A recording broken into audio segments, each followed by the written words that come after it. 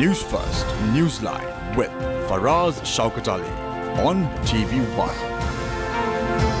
And a very good evening to you and a warm welcome to Newsline. My guest this evening is Shan Yahampath, who's the advisor to the Ministry of Labour and Foreign Employment.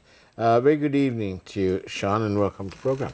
Good evening to you, Faraz. Thank you very much. Obviously, in the context of the economic conditions that we are facing in Sri Lanka, there's a lot of concern, there's a lot of gratitude for people who actually go abroad and send the money back.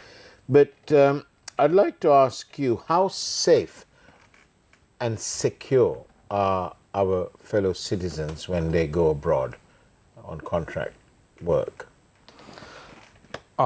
Thank you very much, Faraz, for inviting us and having me here today.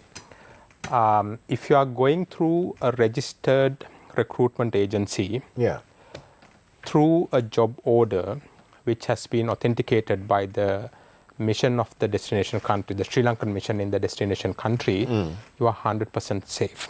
Right. When you say 100% safe, there could be job-related accidents, there could be certain incidents, those are inevitable. But as far as your life is concerned, your job is concerned, if there are any issues in a job contract and whatnot, those things can be taken care of by the Sri Lanka Foreign Employment Bureau. So basically, it's a safe level playing field. It is. If you go through and so on. And how much are candidates supposed to pay the Bureau of Foreign Employment? If you are registering as a migrant worker, it is something like 18,000 rupees. Right. That is for a period of whatever the job contract that you have. Right. And these are paid up front? Up front. Okay. What about insurance? Do you provide the insurance as well? We don't provide insurance, but they have to pay for the insurance. Okay. It could be either paid by themselves or by the employer. Okay. But for the domestic sector, it is compulsory. They have to pay up front, without which they can't go. Recently, we've seen, I interviewed the Sri Lanka High Commissioner in London. I read in the press, I think members of your ministry have been to Poland, where you are able to use your Sri Lankan driving license or exchange it. So does this automatically, does it follow that it will follow with more job opportunities? It definitely would. There are proactive activities that every Sri Lankan mission in the world can take in terms of promoting foreign employment. There are certain bilateral agreements that we have with certain countries which have not been renewed. So all these countries have an acute shortage of skilled workers in certain categories. So our missions can play a proactive role to capitalize on these opportunities and communicate the same with the Foreign Employment Bureau, so that we can ensure we talk to the right stakeholders within Sri Lanka and ensure people are ready to go. Is it a good, if somebody's looking for work, if they were to look at foreign employment, is that a good option, or is it like the last of the options? Well, but that depends on your individual aspiration. For us, I can't say whether it is good or bad. I myself have been abroad and worked, and I greatly value the exposure, the kind of people that I have worked with, the technologies that I was exposed to. If you look at the complexity of certain industries, those industries actually don't provide a sufficient exposure to new technologies, work practices, and whatnot. So if you work for leading companies in the world, it could be in the Gulf region, it could be elsewhere, you get to learn a lot of things which you can bring back home and share with other co-workers in the country. So if most of individuals who have an aspiration to go up in the career ladder, at one point of time in their life they decide on embarking on a foreign employment. I think that's a good decision in my opinion. Especially as a youngster, if you can go abroad, if you can see the world, you can see what we see here is not the world. So there are enough and more opportunities that you can see. I think that opens up your mind for new opportunities. What about the fears of parents who don't want their children to go abroad because they're frightened of whatever might happen? I mean, how do you temper that? What advice do you give parents who say, look, come on? See, we are in the 21st century. We are connected in multiple ways. Unlike those days, you can reach out to anyone within a couple of seconds.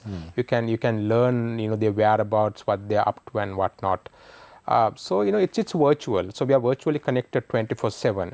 I don't think, you have to have some sort of fear in your mind. But, there are vulnerabilities even if you are here or elsewhere. Those are inevitable again. Right. I don't think it is something that we have to take into seriously, but probably our cultural norms might play as a barrier in certain cases. And these these cultural challenges about family values and so on, I suppose they're not as bad as pre-WhatsApp and pre-technology days, because now you can actually see your children, you can talk to them and so on. That's right, yes. So I think we have to use technology to facilitate this modern development. And, especially if you look at labor mobility from that perspective, as I mentioned earlier, the development of the entire world is as a result of labor mobility. People tend to travel from A to Z, looking for new opportunities. So if you don't find opportunities here, probably you can go elsewhere. I think parents nowadays should let their children travel, see the world, so that they get to enjoy their life on one side and they can have a better life on the other side, and they can definitely bring back an enormous amount of work experience and exposure, as I mentioned earlier. And what benefits do migrant workers get from the government here in Sri Lanka? Their remittance is not taxed. It has never been taxed. Okay. So it's tax-free. It is something that a lot of people don't know. Yeah. Until recently, the central bank has been paying 2 rupees per dollar. Yeah. That has been amounted to a little bit over a few billions on an annual basis. So that's like a premium they get. Yes. On top of the exchange rate, they get a fee. And recently we started giving them an electric car permit depending on their remittance that they have sent through formal channels. They can utilize 50% of what they have remitted to buy an electric car, number one. Number two... They won't get is it tax-free then? It is not tax-free though. You have to pay the regular taxes that are in place. But nowadays you don't get to import cars, given the dollar crisis we have been experiencing. But to encourage those who work abroad to send money through legal channels, we started this scheme last September. You can utilize 50% of remittance that you send to buy an electric car, and on top of that you of course have to pay the taxes that are in place. Duties. That's right, duties. So the other question I want to ask you is, amongst these, these benefits from compared to the past, these are very good because, you're giving them more. But what about this subject of, most Sri Lankans are quick to start talking politics. It's like in our blood. So what about the right to vote if you're working abroad? Right now, I believe if we Sri Lankans live abroad, if you want to vote, you better come back here and vote for me here. But that's not always possible. People who are working abroad.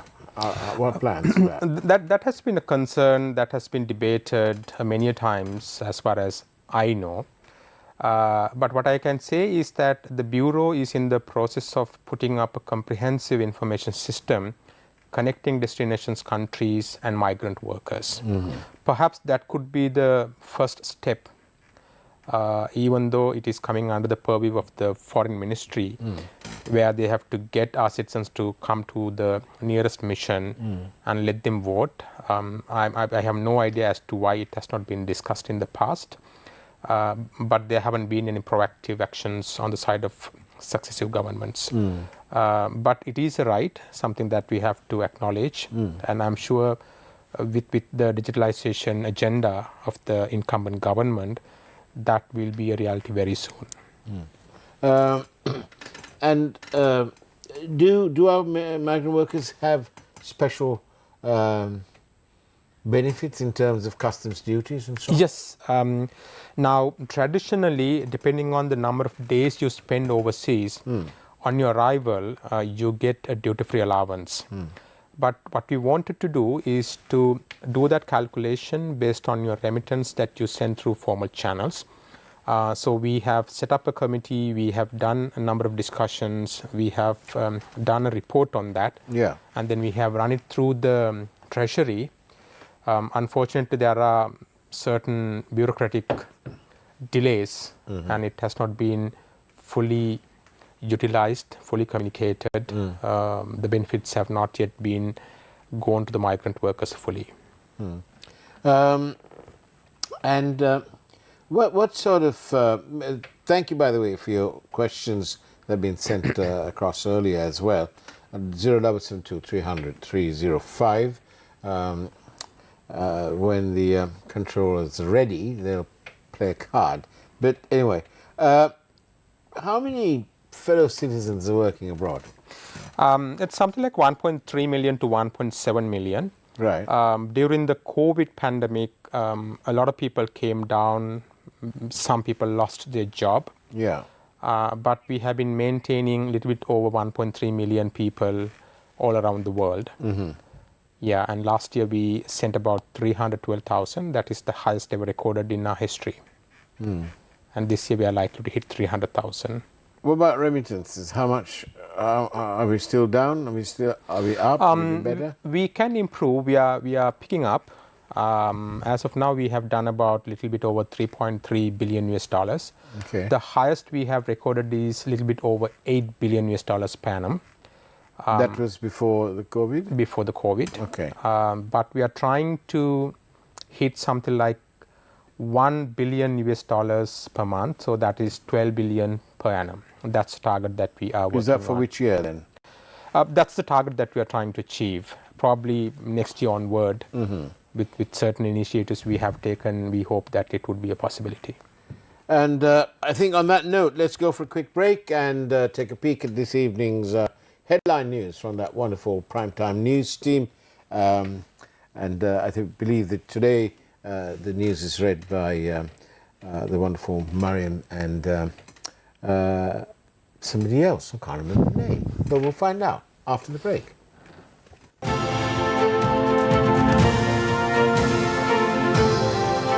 News First, Newsline with Faraz Shaukat Ali on TV. Sri Lanka and Singapore ink MOU on carbon credits. Strict legal action against those who take law into their own hands, says Public Security Minister. Minister Bandula tells Parliament that President said cabinet approval was not necessary to lease Channel I airtime to Lanka Group. Water was used for electricity generation, disregarding the weather predictions. Prime Minister says to consider drinking water requirements a top priority. State Minister Premalal Jayasekara lashes out, says will reveal corruption at ministry.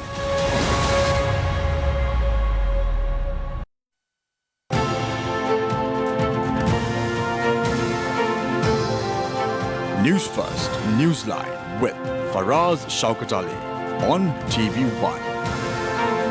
And welcome back to Newsline. Tonight's news is being read by Mariam and my colleague from Newsline, Charlene Benedict. There you go. My guest this evening is Shan Yahampath, from the advisor to the Ministry of Labour and Foreign Employment. Now then, Shan, tell me, there was a few questions that we had. How's the level of people being fleeced off, candidates who get caught to unauthorized job things, people saying, oh, I can get you out to Japan if you pay me 3 million, and so on and so forth, and people just go there. Sometimes they go there, sometimes they never get there. But basically people getting caught out. What's how can you all help bring those figures down? What are those figures right now? Well, it was very high last year, but we have been doing a lot of public awareness campaigns across the country using media, and we also have a joint committee with the defense to set up anti-human trafficking committee. And then yesterday we opened a new unit at the airport to educate people. But if you look at as to why people get caught, these are the people who are looking for shortcuts, especially those who are not competent. Let's say now we have a rule: if you are going as a domestic worker, if you have a child below the 2 years of age, you can't go. So if you want to go, then you have to go through an illegal channel. So probably they might try to go through visit visa, or if you are overage, if you have no qualifications, probably you do certain things and then you ensure that you go through visit visa and then you get in trouble. So we have been educating people not to fall into that trap. But speaking to people who ordinarily remit money through the banking system, so sort of official, one of the things they point out is that sending money through the non-banking system is usually much more convenient. A young man from the Seychelles told me that his money is delivered to his mum, and when his mum is at home and she doesn't have to wait in by appointment, they come and it's very easy, whereas the rest of the system is rather bureaucratic. As well as our banking penetration is a little bit over 40%. 60% of our people are yet to engage in formal banking. And also if you look at using ATM cards, online banking and whatnot, it has been less than 30%. So convenience, especially in rural sectors, is a plus point. Let's say if your son or daughter living abroad, working abroad, if you want to send money across, if one can deliver, if banks can do that, people would do. They would send money through formal channels. That is one reason as far as our country is concerned. Something that we hardly discuss is that if you look at, unfortunately I don't have the data from last year, but in 2021, the amount of money that was transferred among developed countries in terms of remittance is 404 billion. Of that, 7.9% has been the cost of sending remittance, like commissions and whatnot. So that is something like 32 billion of the remittance has been spent on transferring money. Now, for an individual, that commission is a considerable amount of money. Probably they could use an informal channel to send money on top of the convenience that they are looking for. So, banks and government should work together to bring down the cost of remittance. That again has been a challenge all over the world in terms of promoting remittance through legal channels. Has the wind been taken out of the sails of the Hawala system? I think if you look at the difference in terms of what is offered by the banks and in the informal channels, it is negligible now. But as we discussed earlier, there could be other reasons. Exchange rate itself is not a crucial factor. There could be other factors as well. Some people are organized in terms of facilitating these illegal ways of transferring money. It could be due to money laundering, illegal money. There are various sources. So probably, they want to hide their illegally earned money elsewhere. So those organized groups work closely to ensure the convenience that some people are looking for is properly facilitated.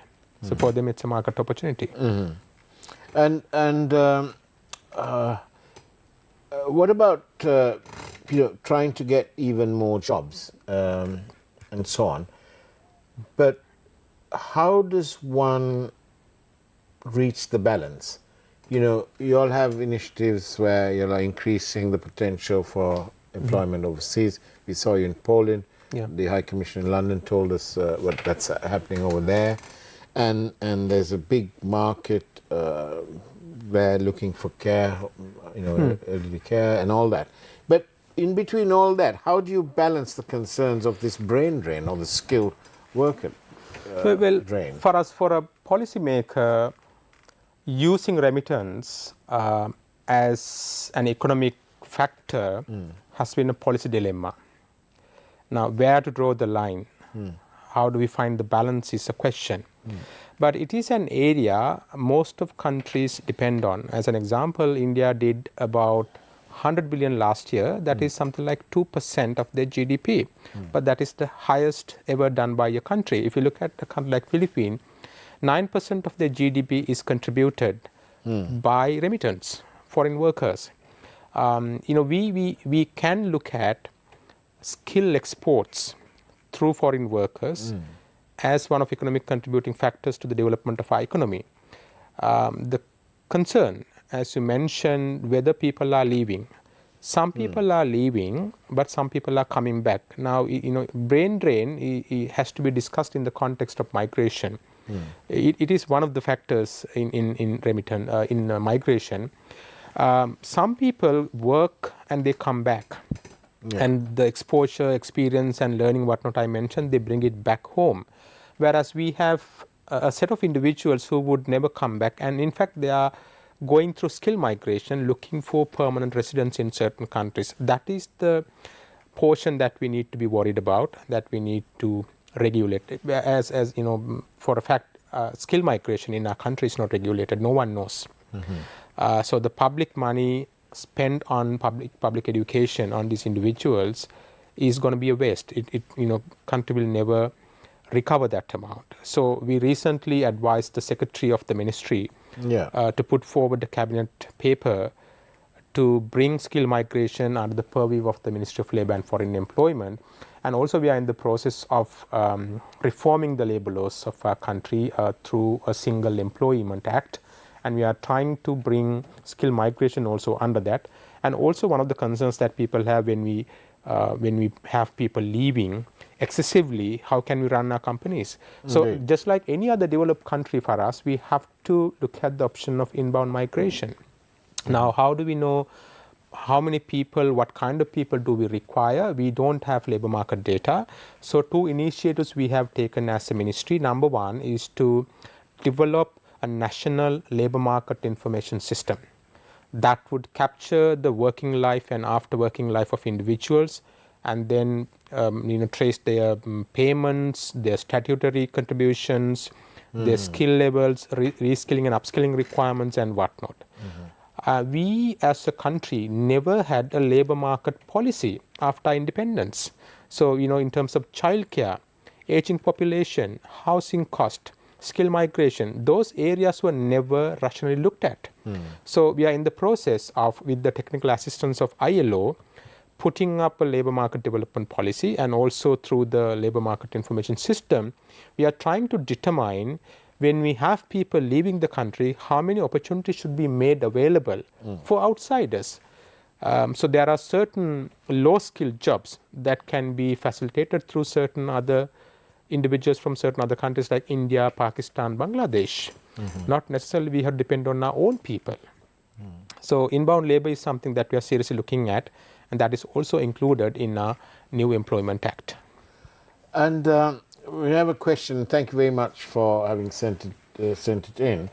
And that is that, just looking at it from a historical perspective, this question. World Cup, Qatar. According to this, it says that an unusual amount of Sri Lankan people died, although when they receive the visas, only the fit and able get the thing. It's not, the life expectancy in Qatar is comparable to Sri Lanka. I think Sri Lanka is about 78 and Qatar is a little bit lower than that. But a bulk of these people who died after, in the period that Qatar was hosting the World Cup Yeah. and building. And an unusual number of Sri Lankans, over 200, Yeah. have died, saying that they died of natural causes. That sounds to me a little bit odd. Is there a particular, was there or has there been a situation? It has been reported not only Sri Lankans. Yes. It was mainly due to the heat waves that Qatar experienced during that time. But in terms of health concerns, this is something we have looked at seriously. In fact, we advised the chairman of the Foreign Employment Bureau recently to look into it. When individuals go to Gulf countries, they have to get their medical done through a specific, rather certain medical institute. Yeah. That is common for every single country that is sending people to Gulf countries. So we have been informed and brought to attention about certain malpractices, about the credibility of these medical reports. Let's say if you find positive here, you find negative in a different center run by the same service provider. So this is also not regulated, unfortunately. So we are in the process of getting legal advices to see how we can regulate these medical service providers to ensure the safety of our people. Thank you so much for your questions, but some of them I can't take because this is rather a serious program, so I can't have jokes, all right? But thank you for sending the questions in anyway. Finally, what do you think? Over the next year, will we reach our historical limits in terms of remittances again? We are likely. I'm asking this question on behalf of the Governor of the Central Bank. We are likely. Yeah. But we have to be proactive. We can't be traditional bureaucrats. I speak as a policymaker and someone who's working with a progressive-minded politician, the incumbent minister. So we are trying to do things for the betterment of the country. Probably we'll have to do certain things which are not traditional. So if you are to reach the goals of our targets, we have to push our limits a bit hard, and we are hopeful that we will be able to do that. Are you concerned about ChatGPT and AI? Are you concerned that those apps will take over and impact on the labor market? Good question there. There's a research suggesting that 35% of manual jobs done by people will be 100% automated by 2035. If not, they will be augmented. So technology will definitely replace certain categories of jobs, but it will also create new jobs. So if you don't know how to use these new technologies, you will be in trouble. I think government has to seriously look at reskilling and upskilling certain categories, including government workers, if you have to deal with the challenges that are brought forward by new technologies. Well, Mr. Technology, Damika Pereira, won't be affected because he's got all these schools going now, hasn't he? All these so universities. what we heard, when these little kids go through those programs, they can't go for an internship because of our labor laws. So we're in the process of changing that. Probably they can. Indeed, indeed. Thank you very much, Shan Yahampath. I've been enjoyed talking to you. Thank you very much. Thank you very much, Faraz. And that's the way it is on Newsline today. It's now time for the primetime news, which is presented by Mariam and Charlene tonight. But not before I say, have a great evening as much as you can. Take care and God bless you.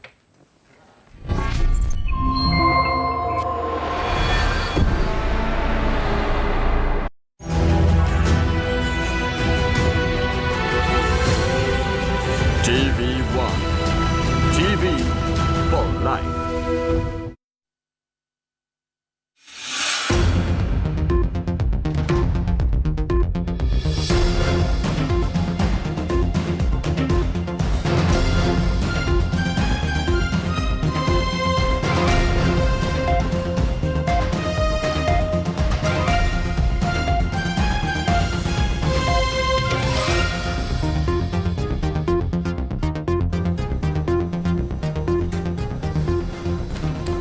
The Minister of Public Security has issued a statement on those who wish to take the law